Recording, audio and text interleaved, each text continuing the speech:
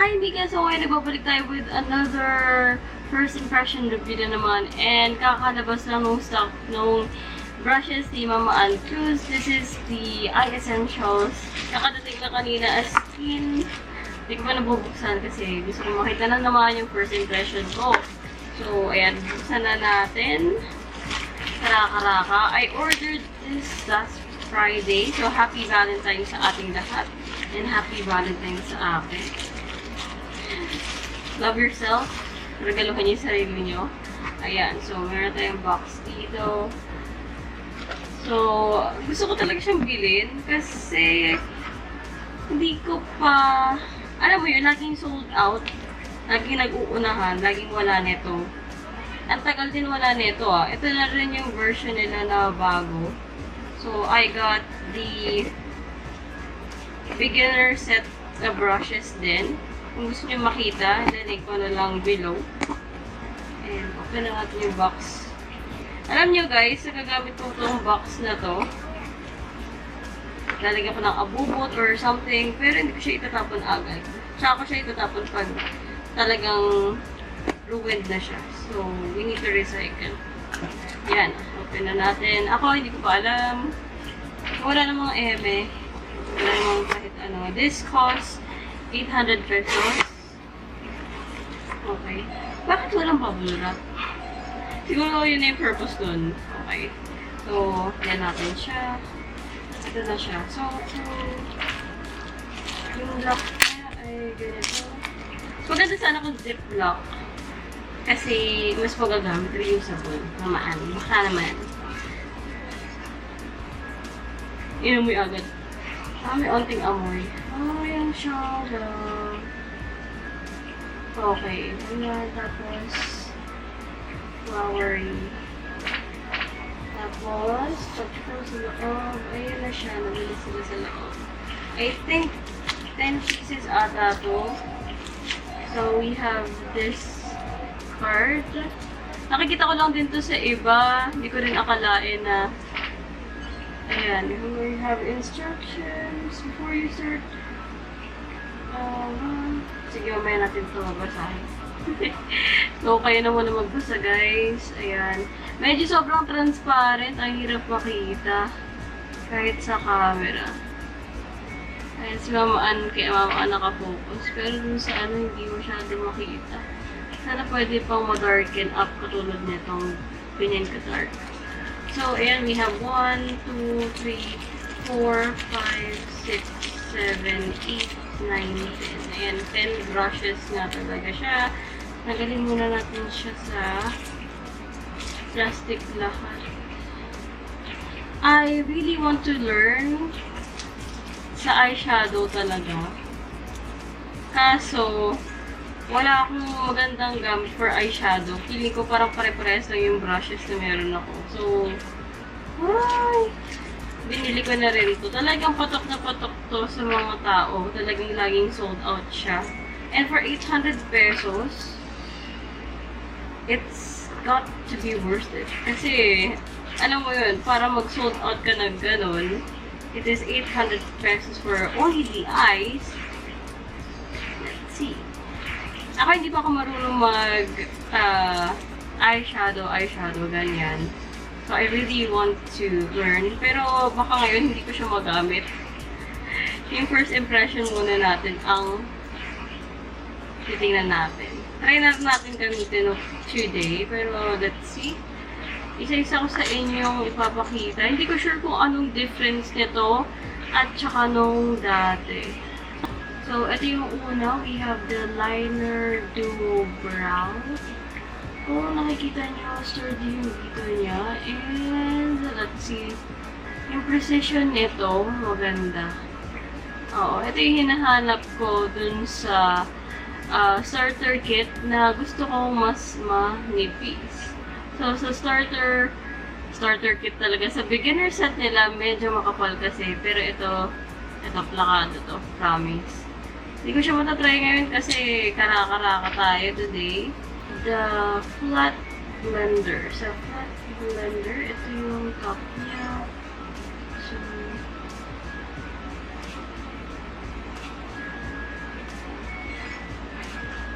in fairness, iba talaga. Okay. Iba yung softness niya dun sa mga nabibili kong synthetic. Ewan ko kung synthetic din to Pero, parang meron lang mga nakahiwalay na area din. Although, di naman na may iwasan. Parang hindi nakaano. Sana lang hindi maglagas. So, ayan siya. We have number 3. OE03. Tapered blender. So, ayan na siya.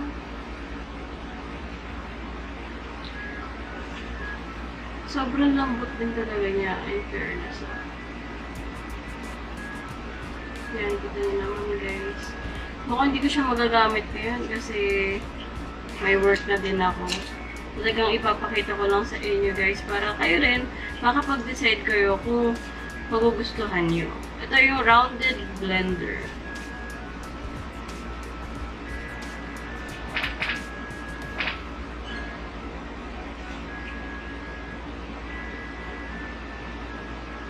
So, feeling ko pa ganyan yung use niya. Ang blend ng mga edges dito. Aba, 800 to. Hindi pwedeng, hindi ko na naman gamitin. Ito yung crease. Si 05. Pang crease. So, gusto ko talaga yung beginner set. Essentials talaga ng eyebrows kasi gusto ko ng eyeshadow kasi gusto ko na din talagang matuto. Pero pag-aaralan ko muna din kung paano sila gagamitin isa-isa. Next, we have the 06, the shader. So, sa shader, ito yung mga panglagay ng glitters, pang tap-tap-tap lang na gano'n.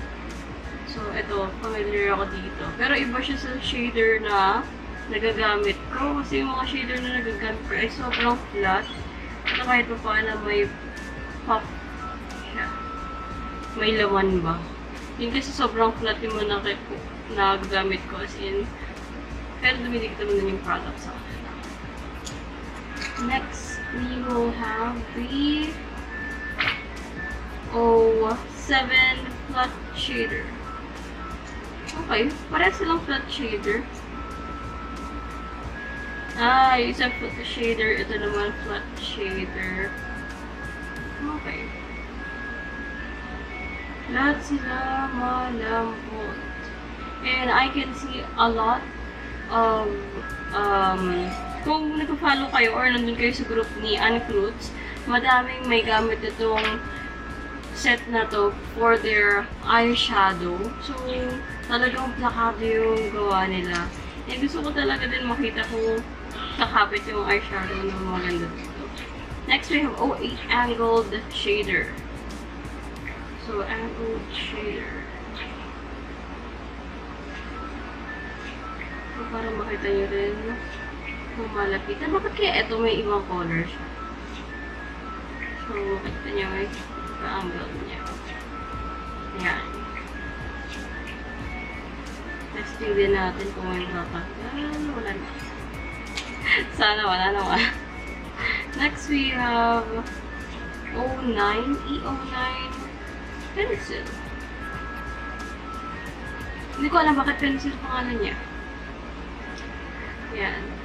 Hindi ko lang kasi sure kaya hindi ko na pinapakita kung makikita ko ba yung name niya. Pero, ito si pencil. Yan guys.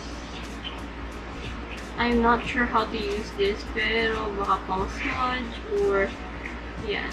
Talagang kailangan ko muna pag-aralan ko mga. Next, we have last one, the smudger. So, sa smudger, medyo familiar naman ako pang kalat siya or pang smudge ng eyeshadow. So, all of them are soft. All of them are nice. Madami akong na-try ng brands ng ganito. Nakatry na ako ng e.l.f., Celine, Real Techniques. Pero so far, ito yung pinakamalambot kong nahawa ko. Baka ganito talaga kong gumawa. Yan. gusto ko mag-try. Gagamitin natin itong Vice Cosmetics and Clutz. Pero, I'm so sorry. I apologize in advance kasi hindi ko sure kung ano yung gagamitin ko dito. Pero, let's see. I will use this 04 tsaka si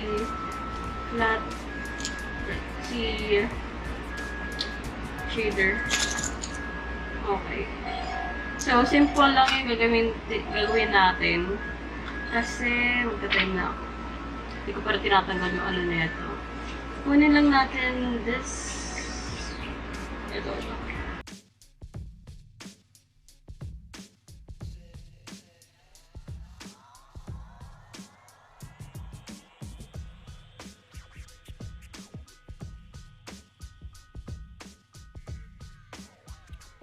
Hindi ko kasi siya magagamit lahat today. Naghahabol ako ng oras. But, I will definitely use this. Lalo sa mga susunod na kabanata. Yes, to finish off, maglalagay tayo ng mascara using the Vice and Clutz din. So, for this, ito, the Holy Grail of 2021. Kaya na maghusga. I also have a review for this one. Kayo na. Yan. One coat lang. Gagawin natin kasi sabay lang tayo.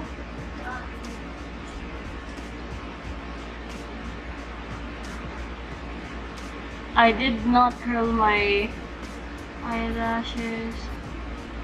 Hindi kasi gumagana sa akin yung curler. Mabagsak din. Ayan, di ba? Compare. Ayun na mag-compare.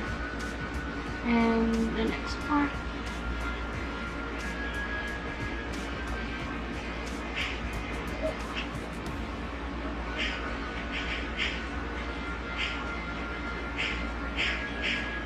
So that is that, guys. To finish off, you need to have the mascara din talaga. Para mas mukha yung mata nyo. So guys, I also recommend this kung beginner ka, gusto mong matuto maglaro ng eyeshadow. I think this is really good. Kasi sobrang kumakapit din yung mga...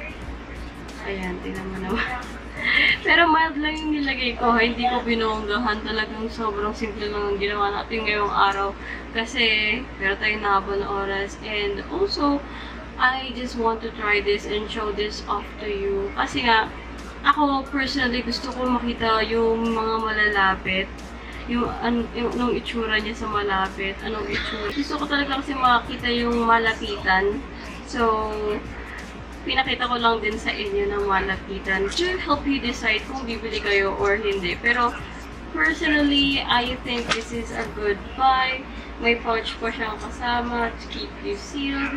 And, ito talaga yung habol ko eh. Kung gusto mo ng plakadong eyebrows, lalo kung may pomade ka maganda, ito, yung Holy Grail ko, feeling ko mapapalitan nito. Yung Holy Grail ko is yung sa Milani na pomade. Yung kasama niya, gentong-gento. Or mas maganda pa to.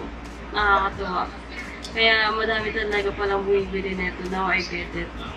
So, ayun guys. See you in my next videos. And I know na gagamitin ko sila. Thank you sa panonood. Ingat kayo. And if you have any questions, just comment down below. Ingat. Ciao. Bye.